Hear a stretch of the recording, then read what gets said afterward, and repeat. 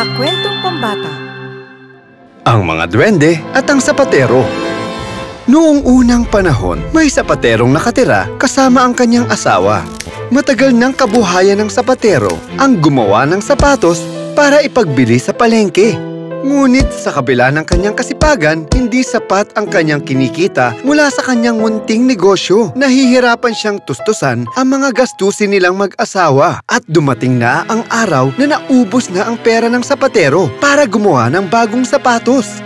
Meron na lamang siyang sapat na materyales para gumawa ng isang pares ng sapatos.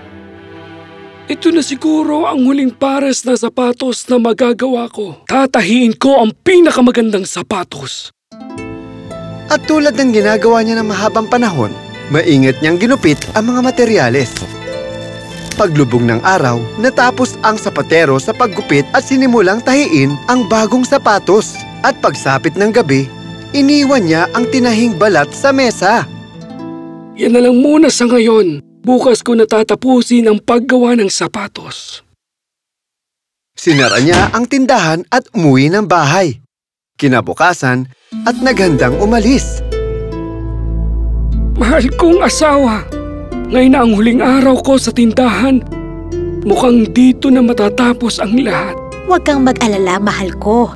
Malalagpasan natin ito. Huwag tayong mawala ng pag-asa. Pero alam ng sapatero na hindi mapapalakas ng asawa niya ang kanyang loob. Ngumiti na lamang siya at pumunta sa kanyang tindahan.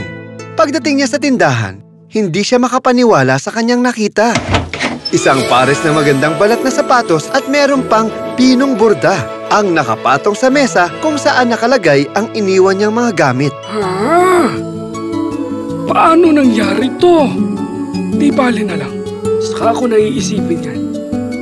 Ibibenta ko na ang napakagandang sapatos na ito. Agad siyang pumunta sa palengke para ipagbili ang sapatos. Bumili siya ulit ng mga materyales mula sa kinita niyang pera. At buong magdamag na nahi siya sa kanyang tindahan para gupitin ang balat at gumawa ng mas marami pang sapatos. Kinagabihan, umalis na ang sapatero at iniwang hindi tapos ang ginagawang sapatos. Habang naghahapunan, kiniwento niya sa kanyang asawa ang tungkol sa sapatos. Sabi ko naman sa iyo manalig ka lang. Alam ko namang mahal mo ang trabaho mo. Hindi magtatagal, makakabawi rin tayo. Pagbalik niya sa tindahan kinabukasan, manghang-mangha siya nang makakita ng maraming bagong sapatos sa ibabaw ng lamesa kung saan niya iniwan ang mga balat. Diyos ko, isang himala! Sa mahabang panahon, pinagsikapan kong itaguyod ang aking munting negosyo. Pero hirap akong makabawi. Pakiramdam ko may tumutulong sa akin. Muli, bumili siya ng mga materyales mula sa kinita niyang pera. Maingat niyang ginupit ang balat para gumawa ng mas maraming pares ng sapatos at iniwan ang mga ito sa mesa. Pagbalik niya kinabukasan, mas maraming pares ng sapatos ang nadatnan niya sa lamesa. May sandalyas, bota, sapatos na pangbalay, takong, sapatilya at maging tsinelas na iba't iba ang kulay. Oh! Napakagandang sapatos! Tiyak na isang mabait na estranghero ang tumutulong sa akin. Kung magpapatuloy ito, hindi na kami maghihirap muli. Magiging marangya ang buhay namin. Sinimula ng sapatero ang bagong pares ng sapatos at iniwan ito para tapusin ng estranghero. Nagpatuloy ito ilang linggo. Tuwing umaga, may mga bagong sapatos na naghihintay sa kanyang tindahan.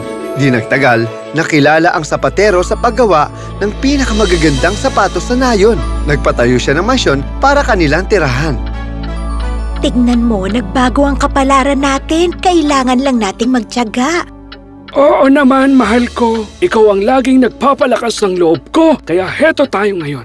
Oo naman, pero wag nating kalimutan ng estrangherong tumutulong sa atin. Kailangan nating malaman kung sino siya para makapagpasalamat tayo. Pero umalis sila bago mag-umaga. Paano natin sila makikita? Magtago tayo doon para makita natin sila. Tama ka! Ganyan nga ang gawin natin para mapasalamatan sila. Kinabukasan, tulad ng dati, hinanda ng sapatero ang mga balat nung umaga. Gaya ng pinlano, pumunta sa tindahan ng kanyang asawa kinagabihan. Doon tayo magtago. Oo, magtago tayo sa likod ng aparador. Nagtago sila sa likod ng aparador at hinintay ang estrangherong kaibigan nila. Na maghahating gabi, nakarinig ang mag-asawa ng mga boses na tumatawa at kumakanta. Sumilip sila mula sa aparador at namangha nang makita ang dalawang duwendeng nakasuot ng luma at sira-sira mga damit mula sa may bintana. Pumasok sila sa loob. Kumakanta at sumasayaw ang mga duwende at tumatalon pa sa ere. Ang pinakamasayang nilalang na nakita ng mag-asawa.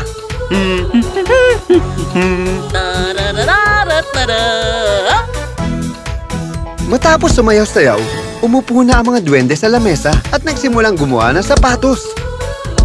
Ginupit nila ang mga balat, tinahi at kinulayan at pinalamutian isa-isa ang mga sapatos. Tuwang-tuwa ang mag-asawa habang pinapanood ang mga duwende. Manghang-mangha ang sapatero sa galing ng dalawang duwende.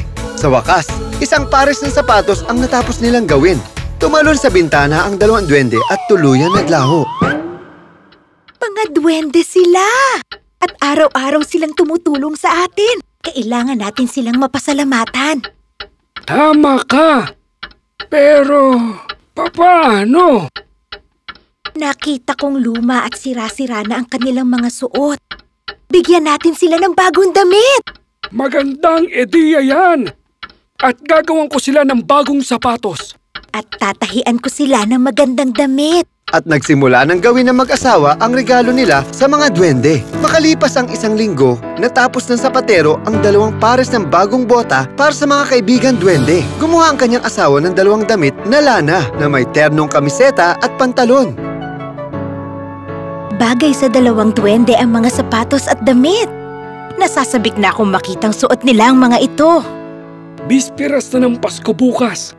Maglalagay tayo ng palamuti at iwan natin ang mga regalo sa ibabaw ng lamesa. Naglagay ng mga palamuti ang mag-asawa sa tindahan at iniwan sa lamesa ang mga regalo para sa duwende. Na maghating gabi, narinig nila ang boses ng mga duwende. Gaya ng dati, enggrande ang pagpasok ng dalawang duwende sa bintana, kumakanta at sumasayaw pa. Pero laking gulat nila nang makita ang nakapatong sa lamesa. Nasaan ang trabaho ngayon? Tingnan mo kapatid, ang gaganda mga damit at sapatos naman ito. Haha! Oo nga, ang ganda pa ng mga kulay! Baka regalo sa atin ito ng sapatero bilang pasasalamat. Baka masaya sa naging trabaho natin! Yeah! Tara, isukat natin! Sinukat ng dalawang duwende ang damit at sapatos. Kasyang-kasya sa kanila ang mga ito. Aba, gumwapo ka! Ikaw din! Bagay na bagay sa atin ang bago nating damit! Pati yung sapatos natin! Parang gusto kong sumayaw! Sumayaw tayo, kapatid! At buong galak na sumayaw ang dalawang duwende.